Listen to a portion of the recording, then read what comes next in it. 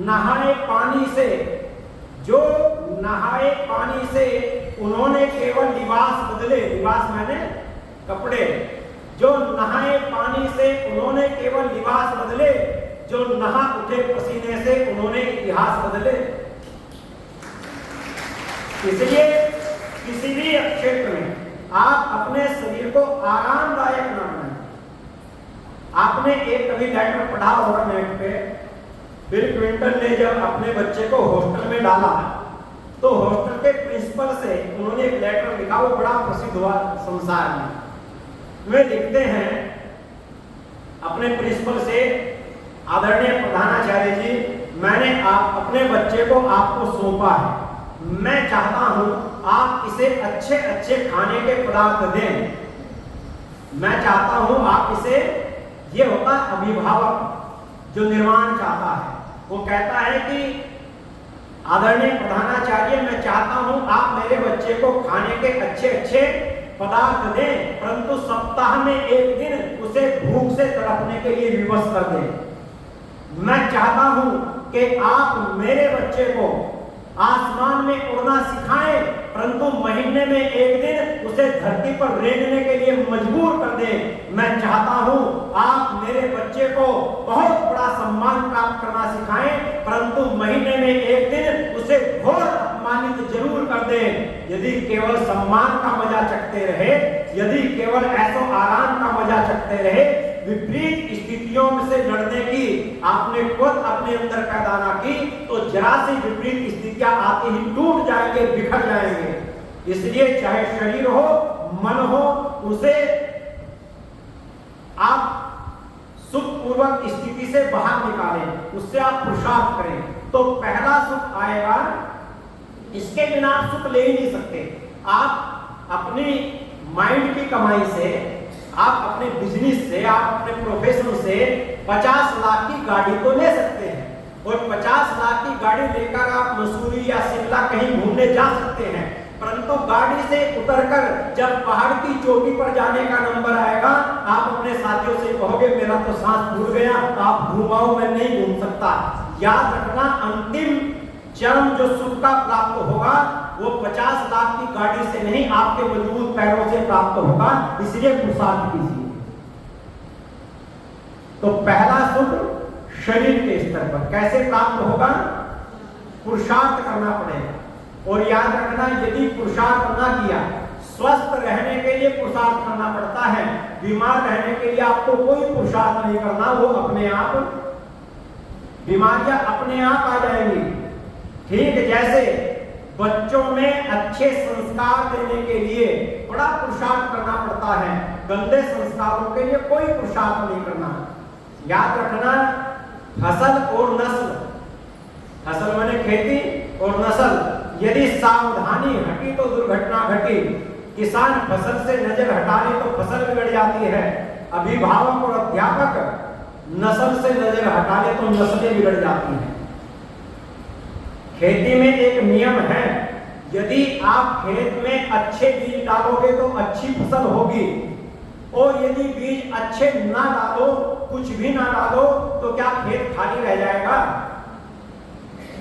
आपको खरपतवार के लिए, आपको झाड़ झंकार के लिए बीज बोने की आवश्यकता नहीं है, वे अपने आप पैदा होंगे। इसलिए बीमार होने के लिए पुरुषार्थ करने की आवश्यकता नहीं है, स्वस्थ रहने के लिए पुरुषार्थ करने की आवश्यकता है। दूसरा जो सुख है वो है बुद्धि का सुख। केवल शारीरिक सुख पर्याप्त हो ऐसा नहीं है, शरीर का सुख सबसे छोटा सुख है, सबसे निम्न स्तर का सुख है। उससे ऊपर का सुख है माइंड का सुख, बुद्धि का सुख। बुद्धि का सुख क्या होता है? जैसे हमने वहां जहां भोला ने खा लिए 22 रसगुल्ले, जब भोजन का कार्य समाप्त हो गया, उसके बाद लेक्चर था, तो मुझसे पहले एक विद्वान बोल रहे थे, मैं आत्मा और परमात्मा के संबंध पर लेक्चर दे रहे थे। मैं भी मंच पे बैठा हुआ था, मुझे बड़ा आनंद आ रहा था सुनते हुए, बहुत अच्छा लग रहा था। मन कर रहा था कि मेरा नंबर ही ना आए, ये विद्वान बोलते रहे। परंतु उसी समय मेरी दृष्टि सामने कुर्सियों पर जैसे आप बैठे हैं, ऐसे बैठे हुए भोला पर पड़ी। अब भोला ने मुझे देख के कहा, गुरुजी, हाथ जोड़ के बोला, गुरुजी मैं जाऊं? मैंने कहा बैठा रहे, इतना अच्छा प्रवचन चल रहा है। उसने कहा मेरा सर फटा, मैं नहीं बैठ सकता, मेरा सर फटा जा रहा है, और वो उठ के चला गया। ये दूसरी घटना क्या घटी? याद रखना, जहां भोजन का समय था, जहां भोजन का पंडाल लगा था, वहां भोला सबसे आगे और सबसे ज्यादा देर तक सुख लूट रहा था, क्योंकि भोला ने शारीरिक स्तर पर हम सबसे ज्यादा मेहनत की थी। अब ये जो यहाँ सुख बढ़ रहा है, जो आप और हम अभी ले रहे हैं, ये बौद्धिक सुख है। इसमें शरीर का ज्यादा इसमें रोग नहीं है, ये बुद्धि से ले लिया जाने वाला सुख है। अब बुद्धि के स्तर पर वहां भोला ने सबसे कम पुरुषार्थ किया था। ये प्रकृति का, परमात्मा का न्याय है। भोला ने सबसे कम बुद्धि से पुरुषार्थ किया था, इसलिए भोला वहां 5 मिनट भी नहीं ठहर पाया। उसको वहां बैठकर डायबिटीज हो जाएगी, अपच हो जाएगी, नहीं सुन सकता है ये ज्ञान की बातें, ये नॉलेजफुल बातें। इसलिए और जो लोग पढ़े लिखे थे वे सुन रहे थे, उनसे ज्यादा, क्योंकि मैंने शास्त्र पढ़े हैं, मैं उनसे ज्यादा मजे ले रहा था। जिसने बौद्धिक स्तर पर जितना बड़ा पुरुषार्थ किया होगा, वो बौद्धिक स्तर पर इतना ही बड़ा आनंद प्राप्त कर लेगा।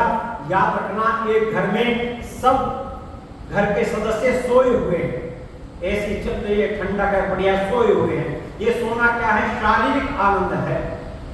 और उन्हीं सभी के बीच में एक कोई +2 की छात्रा या छात्र या कोई कंपटीशन की तैयारी करता हुआ उस घर का नौजवान बेटा या बेटी रात के 1 बजे टेबल लैंप के नीचे बैठा हुआ, जब सारा घर आराम से सो रहा है, वो अपने फिजिक्स की किसी समस्या में, वो मैथमेटिक्स की किसी समस्या में, वो किसी और विषय की किसी समस्या में 1 घंटे से उलझा हुआ है, बार बार कागज काले करता है, फिर मिटा देता है, समस्या सोल्व नहीं हो रही है।